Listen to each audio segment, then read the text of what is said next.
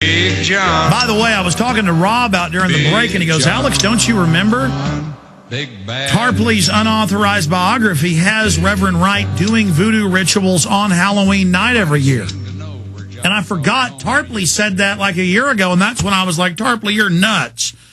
Because even though I know all this stuff, or a lot of it, I still can't believe it.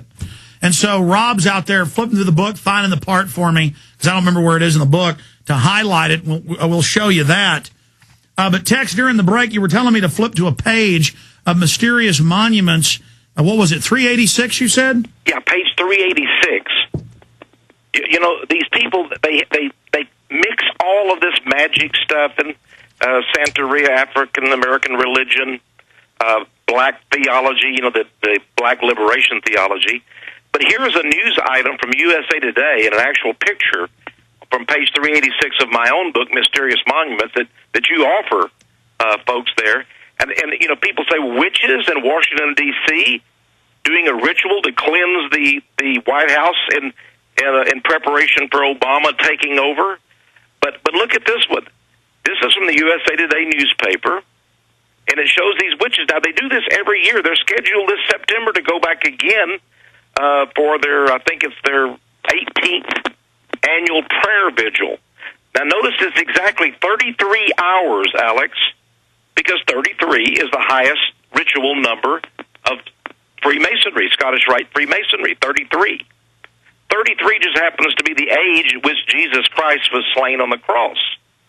And there are other various satanic reasons that they honor in numerology the number 33. But notice they're doing a circle witchcraft ritual around what else but the obelisk, which is the phallus of the sun god in ancient mystery religion symbology. So they're worshiping dare I say it, the sex organ of the sun god. And this is in Washington, D.C. I would not be surprised if Code Pink was there with the witch Starhawk, one of their founders. But, Alex, back to this United Church of Christ, this Trinity United Church of Christ. Yeah, in fact, we have their website. Here it is, exactly as you said. It's a African spiritual center for voodoo. They just basically admit it right there. Now, one of the things that this Dr. Jeremiah Wright teaches is black liberation theology. And a textbook that he uses is from Professor James Cone, Harvard University. Now, that's old Barack Obama's alma mater, the same place where, Professor Gates comes from. Now, Professor Cone wrote the primal textbook entitled A Black Theology of Liberation. And on page 62 is an amazing quote, Alex, I'd like to read because it'll explain a lot. It says, the goal of black theology, now remember, this was what was taught all 20 years at this church that Obama went to. The goal of black theology is the destruction of everything white so that blacks can be liberated from alien gods. Now, alien gods would be Jesus Christ. He's an alien god of the white man. But I'll tell you this, I've discovered in writings, and I'm sure I've never really seen anything that I'm aware of that Tex isn't already aware of, or very rarely so, that actually the white supremacist 100 years ago, the eugenicists said, if we can't ship all the blacks back to Africa, we'll fund a black liberation movement to balkanize them and to make them not want to intermarry with anybody but blacks. And you see today that a lot of blacks don't want black babies adopted out to anybody else. Let them stay in institutions. Don't marry anybody but a black person. The white supremacists actually like that. So this is very, very slick system for the eugenicists. If they can't kill the blacks off, they'll at least fund and finance the most destructive things of African culture like voodoo and get them to have it part of their culture to only stay with each other. And that's blacks' right if they want to do that. I'm just saying the big foundations funded that. Were you aware of that, Tex?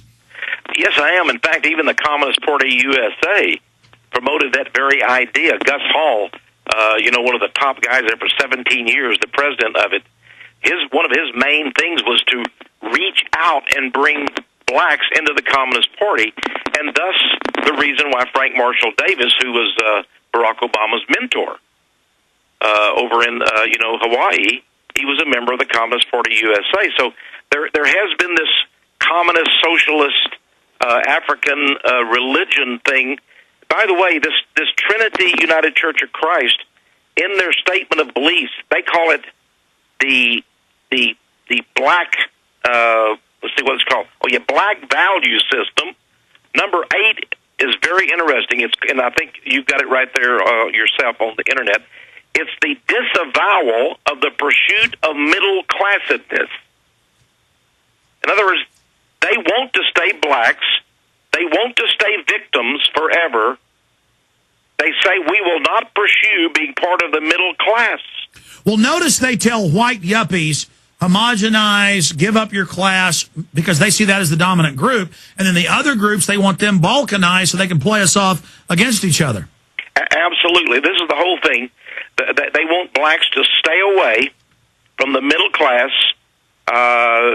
because, in other words, if we can stay to ourselves, stay a slave race, and then, of course, we'll be warriors against everything white.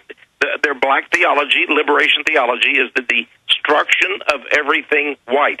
Now, why is it that the liberal left-wing press in America, NBC, ABC, CBS News, CNN, why aren't they concerned about such a blatant racism on the part of this church? Well, let me just stop you. I'm reading Tarpley's book here, I read it and remember, but I'm trying to find the part in Barack H. Obama, the unauthorized biography that we have available at Infowars.com, just totally separately. He's a historian backing you up.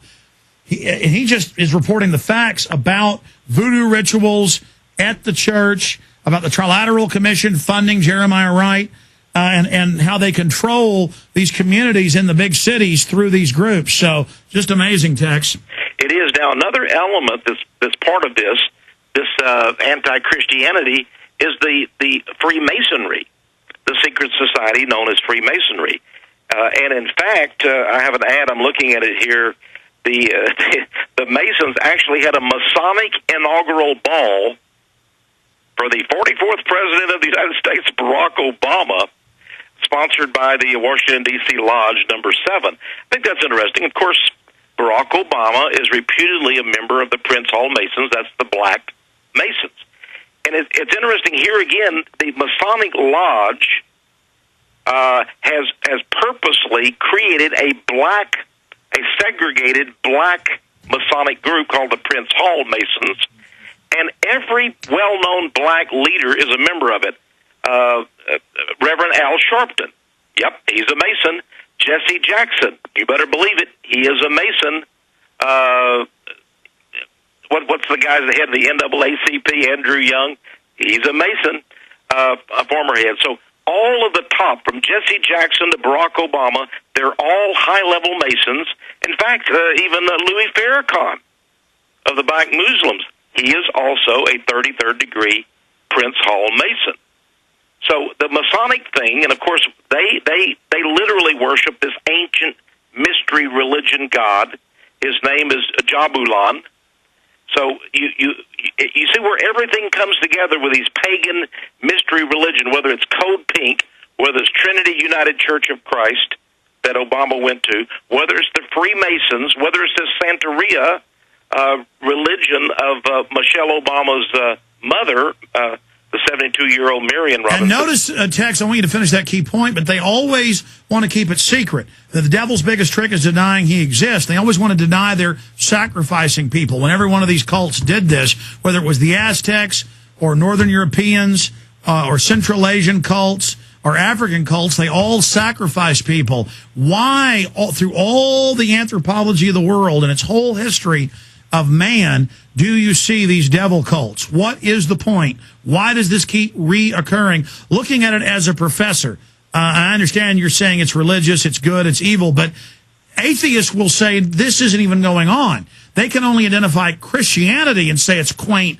and old-fashioned and stupid, but they love all the other religions. As the United Nations Biological Diversity Assessment Treaty of '96 says, we will reintroduce the pagan cults of human sacrifice and of killing humans for the earth, this will be our new world religion.